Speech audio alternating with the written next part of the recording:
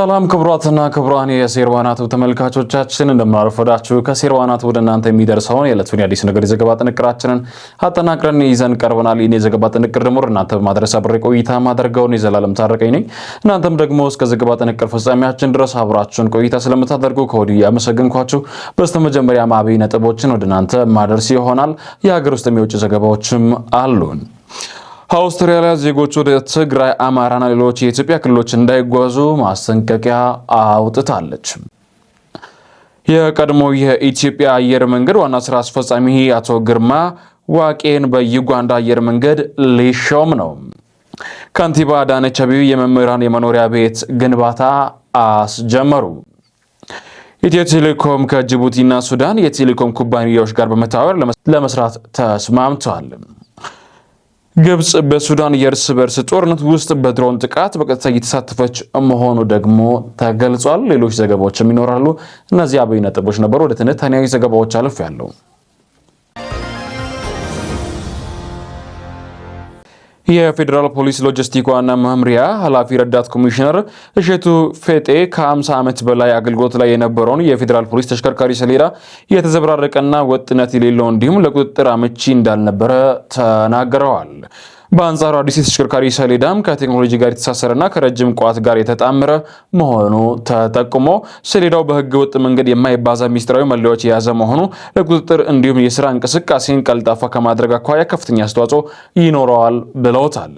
የተሽከርካሪ ሰሌዳ የኢትዮጵያ ፌዴራል ፖሊስ ዓለም አቀፍ ተወዳዳሪነት ከማላቅ ረገድ ሚናው የጎላ መሆኑም ተመላክቶ ይህም የኢትዮጵያ የጀመረችው የዲጂታል 2030 ግብ ከማሳካትና አገልግሎቶቹን ከቴክኖሎጂ ጋር የማስተሳሰር ትልም የተዛመደ መሆኑን ጠቅሶ ሲል ፋና ዘግቦታል። እንግዲህ የኢትዮጵያ ፌዴራል ፖሊስ የሰሌዳ ቅየራ አድርጓል ማለት ነው። በአዲስ አበባ ከተማ የትራፊክ አደጋ አሳሳቢ ደረጃ ላይ መድረሱና በከተማው ከሚከሰቱ ሞቶች ከተፈጥሮ ሞት ቀጥሎ በሁለተኛ ደረጃ ላይ መቀመጡን የአዲስ አበባ ፖሊስ አስታውቋል።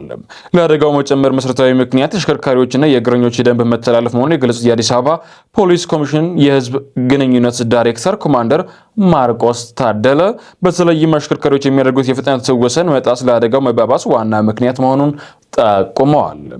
ምንም እንኳን የከተማው የመንገድ መሰረተ ልማት እየመዘነ ቢመጣም የአሽከርካሪዎች የመንገድ ተጠቃሚ ባህል ከዘመናዊነት ጋር ተጣጥሞ መሄድ አለመቻሉን አደጋውን ለመቀነስ የሚደረገው ጥረት ፈተና ውስጥ እንደከተተው አብራርተዋል። ህብረተሰቡ፣ ወላጆችና መገናኛ ብዙሃን በዚህ ጉዳይ ላይ አበክረው ሊሰሩ እንደሚገባ ካለው ዘመናዊ ጋር የሚካሄድ የመንገድ አጠቃቀም ባህል ሊዳብር እንደሚገባም አሳስበዋል። አውስትራሊያ ዜጎች ወደ ትግራይ፣ አማራና ሌሎች የኢትዮጵያ ክልሎች እንዳይጓዙ ማስጠንቀቂያ አወጣችም። የአውስትራሊያ መንግስት ዜጎች ወደ ትግራይ ክልል እንዳይጓዙ ከፍተኛ የጉዞ ማስጠንቀቂያ መውጣቱን የስምረት ቴሌቪዥን የጉዞ መረጃ መድረክ መረጃ አመላክቷል። በትግራይ ክልል ያለው የጸጥታ ሁኔታ ያለምንም ቅድመ ማስጠንቀቂያ በድንገት ሊባባስ ስለሚችል ዜጎች ወደ ክልሉ ከማንኛውም አይነት ጉዞ እንዲታቀቡ ተጠይቀዋል።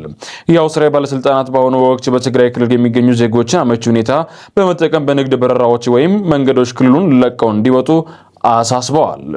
የሀገሪቱ መንግስት በክልሉ ውስጥ ለሚገኙ ዜጎች የሚሰጠው የቁንስላ ድጋፍ በጣም የተገደበ መሆኑን በመጥቀስ መንገደኞች የአካባቢውን ባለስልጣናት መመሪያ እንዲከተሉና ግጭቶች ወይም ህዝባዊ ተቃውሞች በሚከሰቱበት ወቅትም በቤት ውስጥ እንዲቆዩ መክሯል። ከትግራይ ክልል በተጨማሪ የአውስትራሊያ መንግስት ዜጎች ወደ አማራ፣ ቤንሻንጉል ጉሙዝና ጋምቤላ ክልሎች እንዲሁም ከኤርትራ፣ ከሱዳን፣ ደቡብ ሱዳን፣ ከኬንያ እና ከሶማሊያ ጋር በሚያዋስኑ የድንበር አካባቢዎች ጉዞ እንዳያደርጉ አሳስበዋል። ማስጠንቀቂያው ከአማራና ከቤንሻንጉል ጉሙዝ ክልል ጋር የሚዋሰኑትን የኦሮሚያ ሰሜናዊ ክፍሎችን ይጨምራል ነው የተባለለት። የቀድሞ የኢትዮጵያ አየር መንገድ ዋና ስራ አስፈጻሚ አቶ ግርማ ዋቄን በዩጋንዳ አየር መንገድ ሊሾሙ ነው። የዩጋንዳ ፕሬዝዳንት ዩዌሪ ሙሴቬኒ የዩጋንዳ አየር መንገድ ዋና ስራ አስፈጻሚ የነበሩት ጄኔፍ ባሚትሮኪያን ከኃላፊነታቸው ያነሱ ሲሆን ይህም አየር መንገዱ ለማረጋጋትና አዲስ መዋቅር ለመዘርጋት የታለመ ትልቅ የአመራር ለውጥ መሆኑን ተመላክቷል ሲል ናይል ፖስት ዘግቦታል። ጄኒፈር ባትማርኪያ ከፕሬዝዳንቱ በገጠማቸው ከፍተኛ ጫና ምክንያት ከኃላፊነታቸው ሊቀቁ ሲሆን ፕሬዝዳንቱ አየር መንገዱን እንዲመራ የቀድሞ የኢትዮጵያ አየር መንገድ ዋና ስራ አስፈጻሚ አቶ ግርማን ለመሾም እያሰቡ መሆኑን ጉዳዩን በቅርበት የሚያውቁ የዜና ምንጮች ገልጸውታል። ናይል ፖስት የተባለ የዜና ምንጭ እንደዘገበው ፕሬዝዳንት ሙሴቬኒ ባለፈው ወር በአየር መንገዱ ውስጥ የታየውን የአሰራር ብልሹን በተመለከተ ምርመራ እንዲያካሄድ ትዕዛዝ ሰጥተው የነበረ ሲሆን አሁን ደግሞ በአጠቃላይ ምርመራ ለውጡ ለማድረግ ወስነዋል ነው የተባለለትም። ይህ እርምጃ አየር መንገዱ ካሉበት ውስጣዊ ፈተና ውስጥ ዘላቂ ስኬት የሚያበቃ አዲስ የአመራር ቡድን ለመገንባት ፕሬዝዳንቱ ያላቸውን ቁርጠኝነት የሚያሳይ ነው የተባለለትም። ከንቲባ አዳነች አቤቤ የመምህራን የመኖሪያ ቤት ግንባታን አስጀመሩ። የአዲስ አበባ ከተማ አስተዳደር ከንቲባ አዳነች አቤቤ በማህበረሰብ ለተደራጁ 6194 የከተማው መምህራን የመኖሪያ ቤት ግንባታ በይፋ አስጀምረዋል። ከተማ አስተዳደር መምህራን ለረጅም ዓመታት ሲያነሱት ከነበሩ ጥያቄዎች መካከል ቀዳሚ ለሆኑ የመኖሪያ ቤት ጥያቄ ተግባራዊ ምላሽ የሚሰጥ ነው ያሉት። በዛሬው ዕለትም በ57 ማህበራት ተደራጅተው የቤቱን ዋጋ 25% ለመቆጠብ መምህራን የሚገነቡት ቤቶች በከተማው በተለያዩ ሳይቶች ግንባታ ተጀምሯል። በይፋዊነት ከተማው ስራውን ለመገንባት የሚውል በወቅታዊ ዋጋ 24 ቢሊዮን ብር የሚያወጣ 40 ሄክታር መሬት በነጻ ያቀረበ ሲሆን በተጨማሪም አሰራሩ ለቦታው 5 ቢሊዮን ብር የካሳ ግምት መክፈሉ ተገልጿል።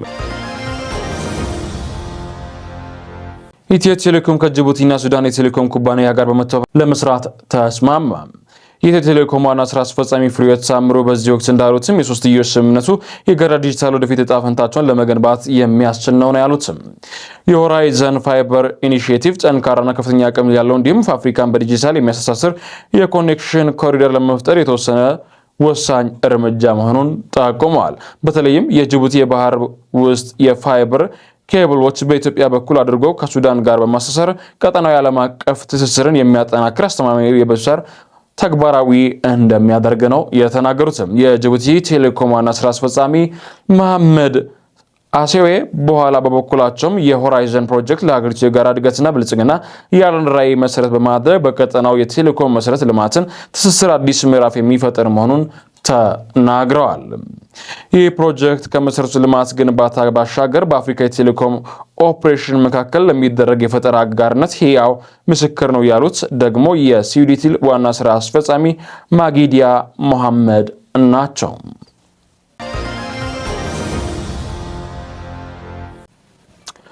በመቀጠል ወደ ውጭ ዘገባ የምናልፍ ይሆናል። የቀድሞ የሊቢያው መሪ ኡመር ጋዳፊ ልጅ ሰይፍ አልኢስላም በአራት ታጣቂዎች ግድያ እንደተፈጸመበት ተገለጸ። ሰይፍ አልኢስላም በመኖሪያ ቤቱ ሳለ ማንነታቸው ባልታወቁ ታጣቂዎች ሕይወቱን ማለፉ ነው የተሰማው።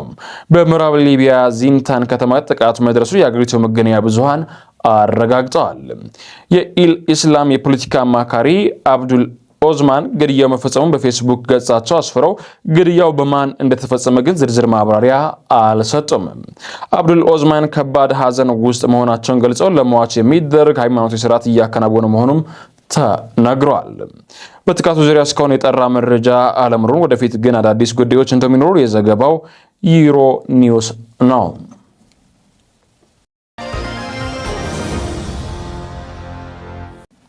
በስተመጨረሻ ዘገባችንም ግብጽ በሱዳን የእርስ በርስ ጦርነት ውስጥ በድሮን ጥቃት በቀጥታ እንደተሳተፈች መገለጹ ተሰማ።